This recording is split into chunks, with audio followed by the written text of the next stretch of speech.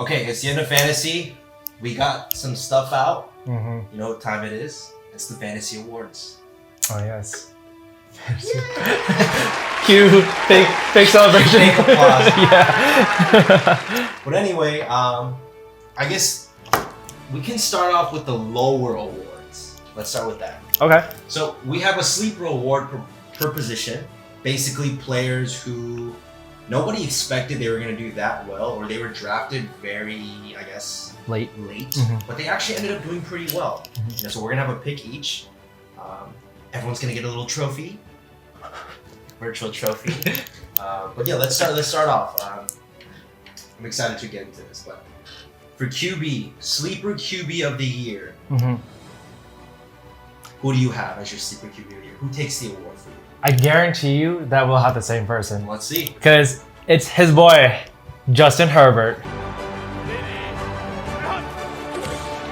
It's a 3rd and goal. End zone bound. Perfect pass. Kelly remains in there. Fake it again. Herbert, deep drop, looking to uncork the deep ball. And he's got the separation. Touchdown. You know, a rookie that we all thought wasn't going to play this year due to a freak stabbing of the heart, ribs. I forget what happened to Tyrod. Yeah, lungs. Like, I don't know what happened, but, you know, couldn't play the second game, and Herbert just took over. And you know what? He ended up with a missing game of the first game as well. Top 10 QB. Yeah. So, easily sleeper of the year. Okay. Yeah. Okay, trophy to Justin Herbert. There we go. For me, my QB sleeper of the year, it actually isn't Justin Herbert. Oh. Partly, there's a reason why. Okay. But for me, I wanted to choose somebody that, like, you know, really, I guess, expresses sleeper. Because I feel like he's always a sleeper, kind of. Mm-hmm. But it's Kirk Cousins. 3rd and goal, 9th play of the drive. Cousins to the end zone. There is a flag. Did he get his feet in? Catch was made by Thielen. It's ruled a touchdown. Empty backfield, 2nd and goal. Cousins to the end zone. Touchdown. Interesting. Oh. He ended up as the 11th best QB this year. Mm-hmm.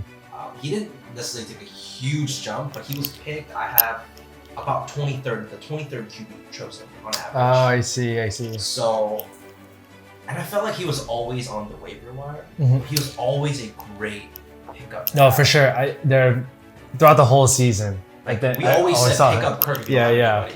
So, you know, sleeper of the year goes to Kirk. I mean, he's a solid quarterback. Oh no, 100%. Yeah. He's very consistent. Very consistent. I like him, and he throws the ball a ton. Yeah. Oh, okay. Moving on to running backs. Just to lead off, my sleeper of the year is David Montgomery. With Montgomery on 1st and 10, he's running back in a hole, and then he's off with a nice stiff one, and it's a foot race down the sideline. Jackson in pursuit, Reed in pursuit, he's gone to the house. Down from the 14 of Minnesota, trying to get more. It's Montgomery who has a hole. Montgomery to the end zone. What a run for the Bears. David Montgomery. I mean, if you had asked me like a midway in the season, who do you think is a bust? I would have said David Montgomery. Yeah. Maybe. You know, he was terrible, but man, the last 6 weeks of fantasy, he was the number 1 running back. Wow, I didn't know that. Yeah. Number 1. The number 1 running back. Even with Kamara. Even with Kamara's unreal performance. Yeah. I mean, he just turned it on.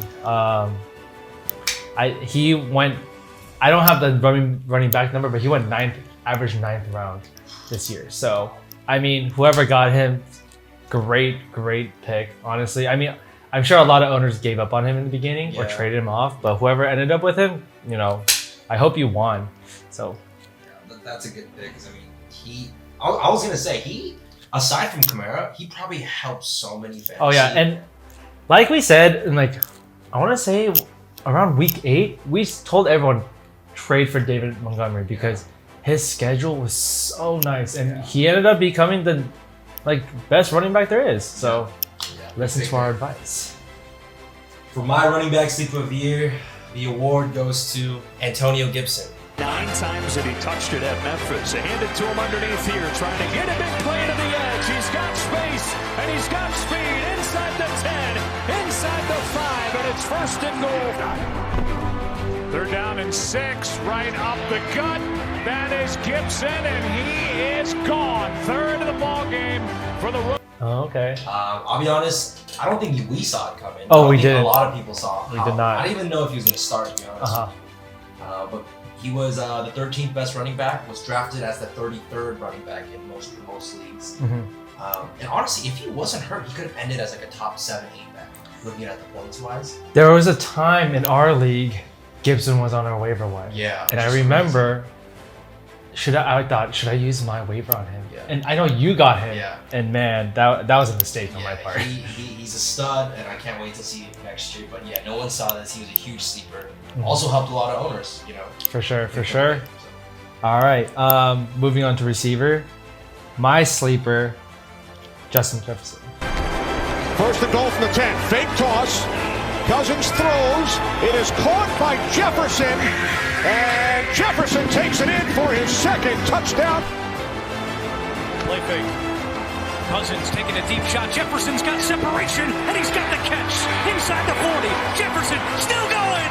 See you later. Justin Jefferson, have a day. I mean, rookie All A Pro. lot of rookies were choosing. Yeah, rookie All Pro. I mean, if you want sleeper value, he wasn't even the top rookie drafted. You know, so it's not like you were thinking that he was gonna blow up. Yeah. He went 15th round for us, but on a per week average, he was a WR1 this year. I believe he was receiver 11. Yeah. So I mean, he blew all expectations. Yeah. I had some honorable mentions though. I want to throw out like Calvin Ridley and Stephon Diggs, both going like WR2, like 20th, around that 20 range for receivers. Yeah. But those two for sure, easy. If not for this huge jump with Jefferson, I would have easily chose those two. Yeah. Okay. Good pick. Because my ward is actually one of those guys. Oh, okay. It's Stephon Diggs. Off the play action. Allen hit as he throws, able to complete it. Diggs, and taillights time. Diggs is looking back. Screen pass or something. Get Pittsburgh's pressure. Here's Allen throwing man down. Diggs got it inside the 10. Diggs to the goal line. And in for the Buffalo touchdown. This was crazy. I didn't realize this. He was actually later than the 3rd round, Stephon Diggs, when I checked. And I just checked now. Yeah. Oh. He was projected as the 27th receiver. Oh. 27th receiver, dude. 27. Oh, I thought he was like 22, 23. Oh, dang. On average. I mean, then again, there could be some drafts. Oh yeah, for sure, yeah. So, but like even past 20 though. That's crazy. Considering he ended up being a top 3 receiver. So I mean, he's a stud. He was always a stud, but just nobody. I don't think people believed in him and the Bills. That's exactly what it was. But you know, he's a stud, and he was a top 3 receiver. I think he was 3rd, I believe. So you know, award goes to him. Nobody saw it coming. Big sleeper. Nobody did. All right, last but not least, we got tight ends. As we all know, the tight end position was so weak this year. But that being said, I got Robert Tonyan. Blitz picked up.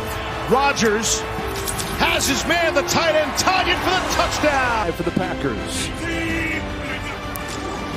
Fake to Jones in the flats. They'll get it here. Tonyan's in, touchdown. 10th of the season to lead all tight ends in the league.